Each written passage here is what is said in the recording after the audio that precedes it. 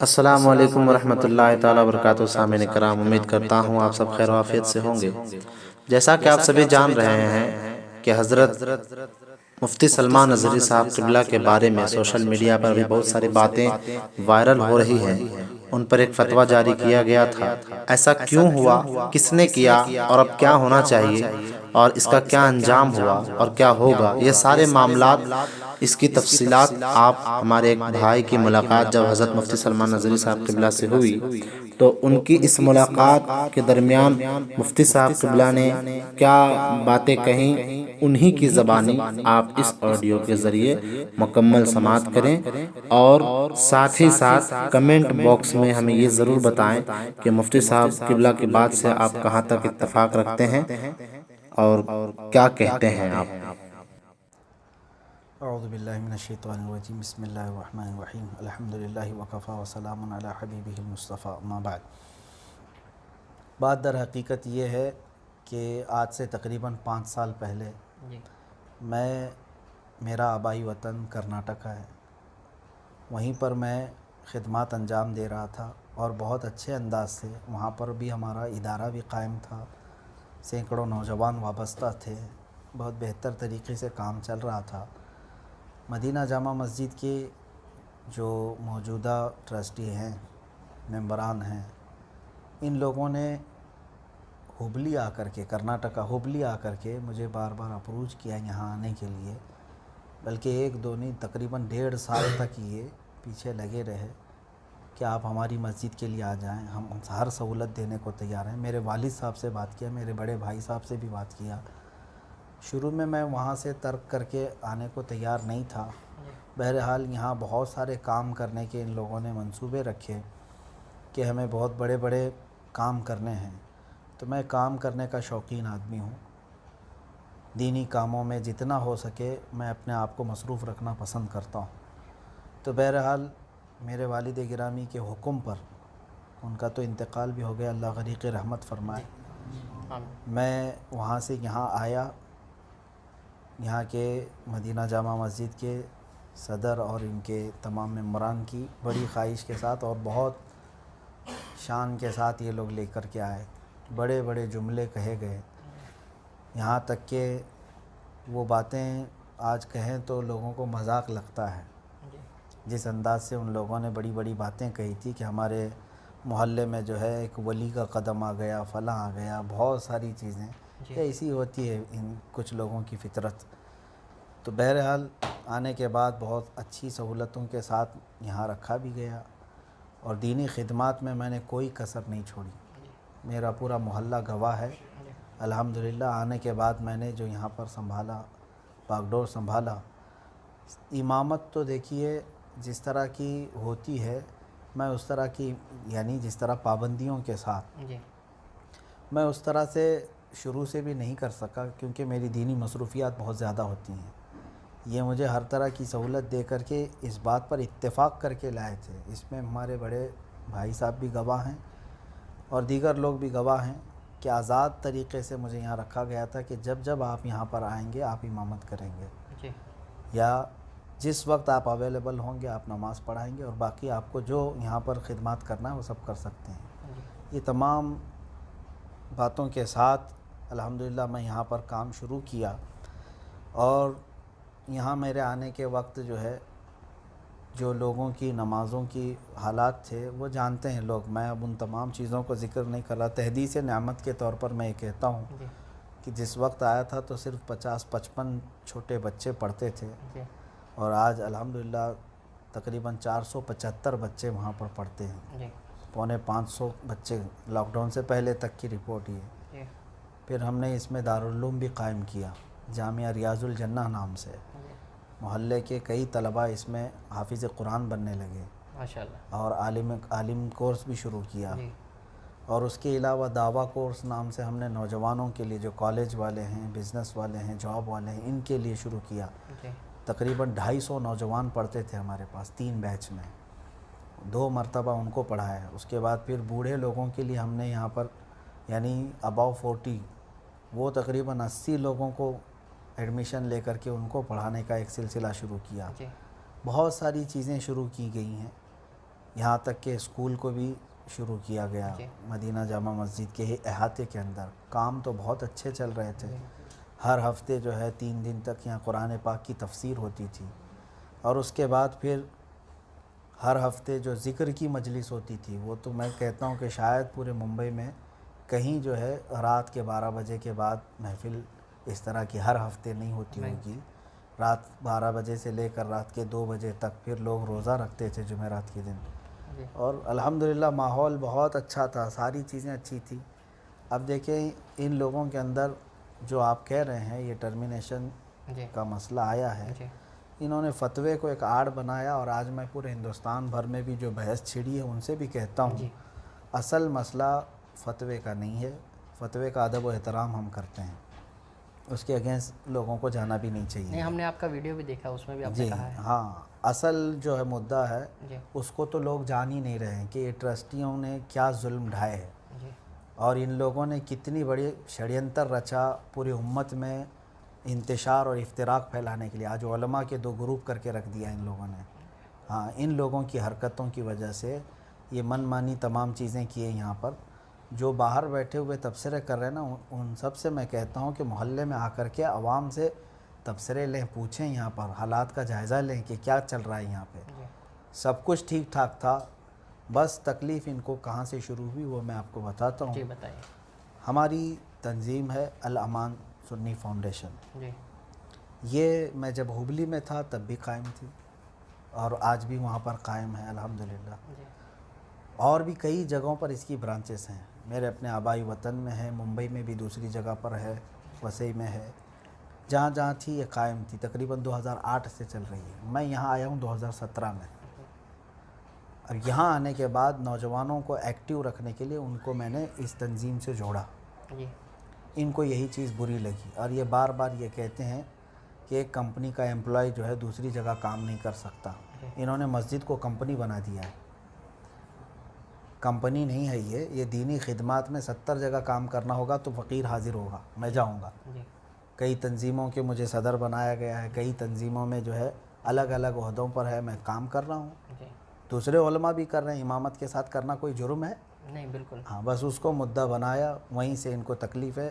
اصل میں یہ محلے کے نوجوان لڑکوں کو نہیں چاہتے تھے. جی وہاں سے جو ہے نا انہوں نے ہمارے سے دشمنی پکڑ لی بس، جی کہ ہم آپ کو لائے تھے اور آپ ان کے ہو گئے. بس ہم آپ کو لے کر کے آئے تھے، ہم نے آپ کو اتنی سہولتیں دی، ہم نے آپ کو وہ کیا یہ کیا، اور آپ جو ہے محلے کے ان لڑکوں کے ساتھ چلے گئے. کیا برا کیا میں نے ان نوجوان بچوں کو؟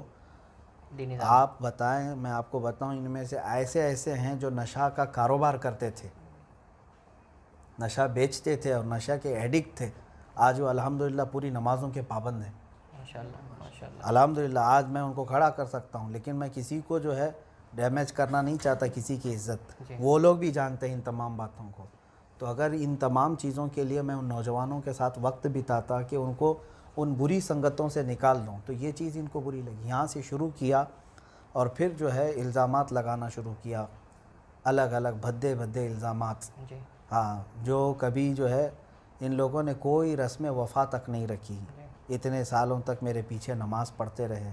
اور سب سے بری بات یہ ہے، سب سے بری بات، انہوں نے مدینہ جامع مسجد کے اندر جو ذکر ہوتا ہے اس کو بدنام کیا پوری دنیا بھر میں. یہ کہہ کر کے بدنام کیا کہ میں لوگوں کو اپنی طرف سجدہ کراتا ہوں. معاذ اللہ رب العالمین. ایک عام مسلمان بھی اس کا تصور نہیں کرتا. اور یہ جو صدر ہے اور جو دوسرے لوگ ہیں یہ خود بھی سجدہ کرتے تھے اس میں، اس ذکر میں. 2 سال تک تو یہ خود حاضر رہتے تھے. جی کبھی ان کو خیال نہیں آیا. جب دشمنی ہو گئی تو محراب کے اوپر کیمرہ لگایا اور پھر اس ویڈیو کو اس طرح سے لے کر کے بتایا. جبکہ ہوتا یہ ہے کہ حلقہ ذکر لگایا جاتا ہے، گول حلقہ ہوتا ہے، درمیان میں میں کھڑا ہوتا ہوں. ذکر کے اخیر میں سجدے میں جا کر لوگ دعا کرتے ہیں، دعا کے لیے جھک جاتے ہیں. جی میں ہر بار یہ اعلان کرتا تھا کہ جس کو جہاں جگہ میسر ہو سجدے میں چلے جائے. جی بلکہ شروع میں ہی میں نے یہ اعلان بھی کیا تھا جی کہ آپ اپنے قبلے کا اہتمام کریں. جی بالکل. تو بہرحال کبھی ہمارے ذہن و دماغ میں بھی، تصور میں بھی یہ نہیں کہ لوگ جو ہے نا اس طرف سجدہ کریں. جی جگہ کی قلت ایسی ہوتی تھی کہ جہاں جہاں لوگوں کو جیسا موقع ملتا، وہ کوئی عبادت کا سجدہ نہیں تھا، نماز کا سجدہ نہیں تھا، دعا کا سجدہ تھا. دعا کے لیے بندہ جس طرف چاہے جھک جاتا تھا. بالکل. تو اب اس کو جو ہے نا انہوں نے ایسی شکل دی کہ دنیا بھر میں خالی جو ویڈیو دیکھے گا نا اس کو ایسا لگنے لگے کہ یہ تو سجدہ کروا رہے ہیں. ہاں تو یہ ایک مسلمان کے خلاف شڑینتر رچنا، یہ قیامت کے دن اس کا جواب دیں گے. یہ جو میرے خلاف ان لوگوں نے ایک پورا ماحول کریٹ کیا اور آج بھی بدنام کرنے کے لیے اس چیز کو چلاتے ہیں.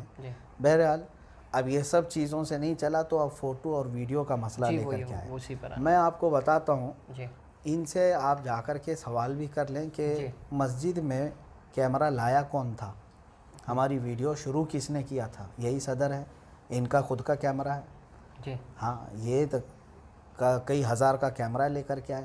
آج بھی مدینہ جامع مسجد کے نام سے یوٹیوب چینل موجود ہے، اس میں جا کر کے دیکھ لیں.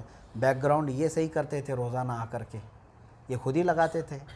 سیٹ اپ پورا ان کا ہوتا تھا، لیپ ٹاپ ان کا ہے، کیمرہ ان کا ہے، سب کچھ ان کا ہے. تو معاملہ اختلاف کہاں سے پیدا ہوا؟ بتا تو رہا ہوں میں آپ کو، سب کچھ یہی کرتے رہے. 2 سال تک تو ہماری ویڈیو خود بناتے تھے یہ. اچھا.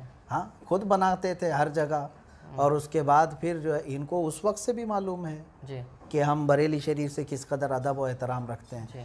دیکھیں میں ان تمام جو ہے خطابات کو جو ویڈیو میں نشر کیے جا رہے ہیں صرف اور صرف دینی غرض سے استعمال کر رہے ہیں کہ آج حالات ایسے ہو گئے ہیں کہ مجبوری آ گئی ہے کہ باطل قومیں جو ہے اس پر پورے کے پورے حاوی ہو گئے ہیں سوشل میڈیا پر.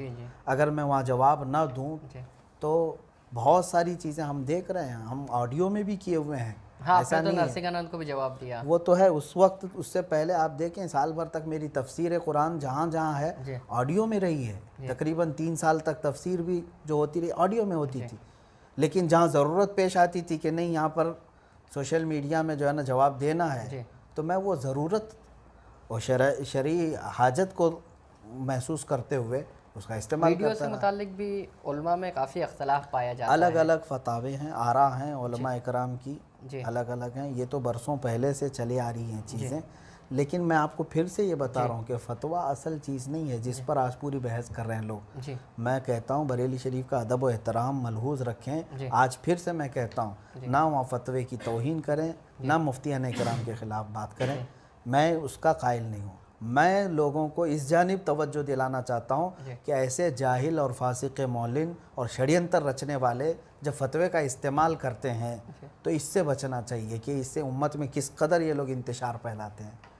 ایسے جس طرح سے آپ کے امامت سے برخاست کرنے کا معاملہ سامنے آیا تو ہم نے دیکھا ابھی بھی تو مسجد کے باہر جو ہے پولیس بندوبست لگا دیا گیا. پوری پولیس کو لا اینڈ آرڈر اور نظم و نسق کا مسئلہ بنا دیا گیا ہے آپ کی برخاستگی کو. اب بتائیے کیا کہیں گے؟ اب آپ بتائیے تقریباً یہ لوگوں نے 200-250 پولیس منگوائی ہے، چھوٹی موٹی پولیس نہیں ہے. یعنی یہ پورے محلے کو جو ہے نا ٹرسٹیوں نے منگوائی ہے کہ انہوں نے منگوائی ہے؟ پولیس نے جو ہے وہ اپنے طرف سے کیا ہے؟ ٹرسٹیوں نے منگوائی ہے. ٹرسٹیوں نے منگوائی ہے. پہلے سے یہ بول کر کے آرڈر کر کے کہ مطلب ان کو ٹرمینیٹ کر رہے ہیں ہم، محلے میں پھر پورے لوگ ایگریسو ہو جائیں گے، فلاں ہوگا، یہ سب کہہ کر کے منگوایا. جبکہ میں کبھی بھی محلے والوں کو اپنے لیے کھڑا نہیں کرتا، کبھی بھی نہیں. ہاں کبھی بھی نہیں. میں نے ویڈیو میں بھی شاید یہ پیغام دیا ہے. ابھی بھی میں پیغام دیتا ہوں، ابھی بھی میں پیغام دیتا ہوں امن و امان کو برقرار رکھیں، اتحاد و اتفاق کو برقرار رکھیں. لیکن ان لوگوں نے ٹھان لی ہے، ضد کیا ہے اس چیز کو بغیر کسی وجہ کے. آپ ڈھونڈیں گے کوئی وجہ نہیں ملے گی. یہ فوٹو اور ویڈیو کے مسئلے کو لے کر کے اتنا اچھل رہے ہیں، ذرا ان کے سارے اکاؤنٹس چیک کریں. یہ تو وہ لوگ ہیں سارے کمیٹی میں جن کو بریلی شریف سے کوئی تعلق نہیں ہے، یہ بریلی کا استعمال کرتے ہیں. یہ کہتے ہیں اس میں کہ تاج الشریعہ سے مریدین ہیں، ان میں سے کوئی مرید نہیں ہے، کوئی نہیں ہے، جھوٹے ہیں. ہاں یہ جھوٹ بولتے ہیں اور ان میں سے تو اکثر رافضیت زدہ ہیں، شیعوں کے ساتھ ناچنے والے. ہاں تو اب آگے کا کیا منصوبہ ہے جس طرح سے اب یہ تمام ہاں میں آپ کو یہ بھی بتا دوں کہ پورے ہندوستان بھر میں جو یہ ماحول بنایا گیا ہے فتوے کے خلاف نہ بات کریں کوئی. فتوے کے خلاف فتویٰ جو ہے نا وہ ایک شرعی حکم ہوتا ہے اور علماء اکرام مفتیان اکرام کے دونوں رائیں آتی رہتی ہیں. اس میں دونوں جانب کا ادب و احترام ملحوظ رکھنا چاہیے. میں صرف اور صرف سب کو آگاہ کرانا چاہتا ہوں کہ ایسے جاہل اور فاسق مولن جو لوگ ہیں علماء کے سخت ترین یہ لوگ گستاخ ہیں. میں اگر آپ کو بتاؤں یہ میں پہلا نہیں، یہاں پر 35 سال سے امامت کرنے والے امام کو بھی یہی ٹرسٹیوں نے نکالا. हाँ, उनके बाद तकरीबन 8 या 10 इमामों को और निकाला। मैं तो अब 11वें नंबर पर हूँगा शायद।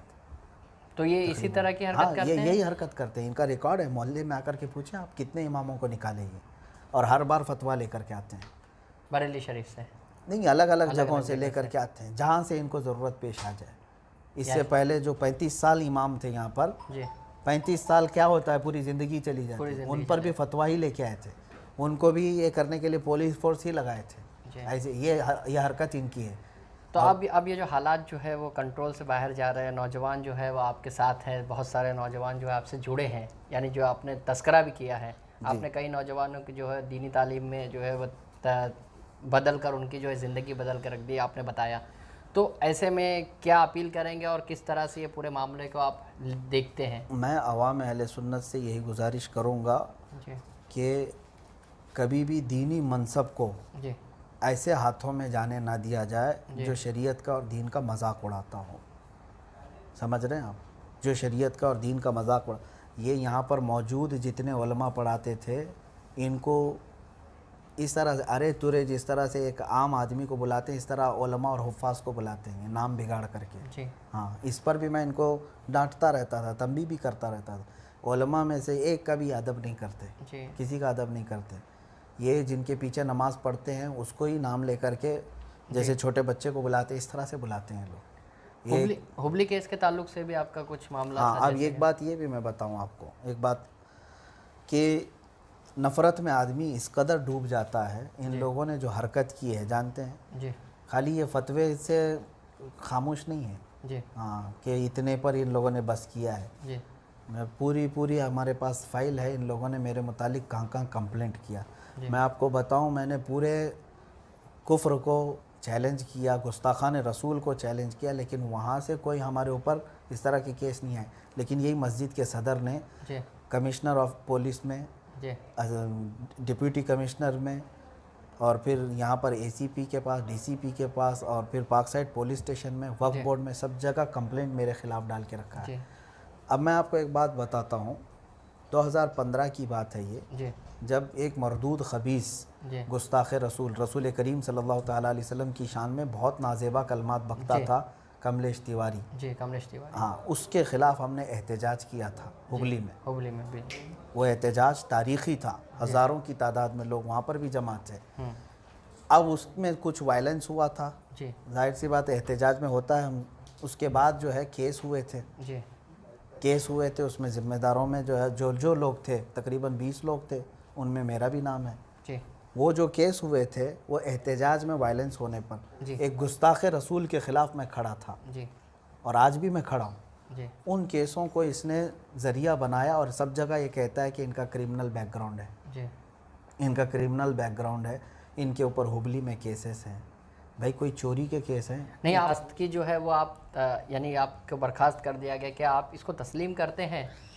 देखें, किसी को डैमेज करना और उसकी इमेज को ख़राब करना, जी मैं तो इसको चैलेंज करता हूँ फिर। जी हाँ, इन लोगों तो ने ये आगे यानी क्या कानूनी चारा जो कानूनी कार्रवाई करनी होगी वो मैं करूँगा। अच्छा, जो कानूनी कार्रवाई करनी होगी वो मैं करूँगा। ट्रस्ट के खिलाफ और जो भी लोग हैं देखें, अभी मैंने मान लिया ये तमाम चीज़ों को, क्योंकि अब मेरी जिम्मेदारियाँ बहुत ज़्यादा हैं, मैं दूसरे कामों में मसरूफ़ हूँ। जी हमारा जो है बहुत बड़ा प्रोजेक्ट है, अल्लाह ताला उसमें कामयाबी अता फरमाए। मैं इनसे उलझना नहीं चाहता। जी हाँ, जो पाखंडियों के साथ खड़े होते हैं, जब गुस्ताख रसूल नरसिंहानंद के ख़िलाफ़ मैं मुबाहले का चैलेंज दिया, पूरा हिंदुस्तान खड़ा था हमारे साथ, और इन कमीनों ने उस बारे में भी जा कर के कंप्लेंट किया है। जी उस बारे में भी जा कर के पुलिस में कंप्लेंट किया है कि ये शख्स हमको यहाँ भड़का रहे हैं और यहाँ फसाद हो सकता है। जी ये हमारे साथ खड़े नहीं थे, पूरे हिंदुस्तान खड़ा था। बिल्कुल। हाँ, मैं यही चेहरा इनका पूरे हिंदुस्तान भर में दिखाना चाहता हूँ। फतवे के मसले को लेकर के ना बहस करें, असल जालिम तो ये हैं जो उलमा में भी जो है लड़ा करके बैठे हुए हैं।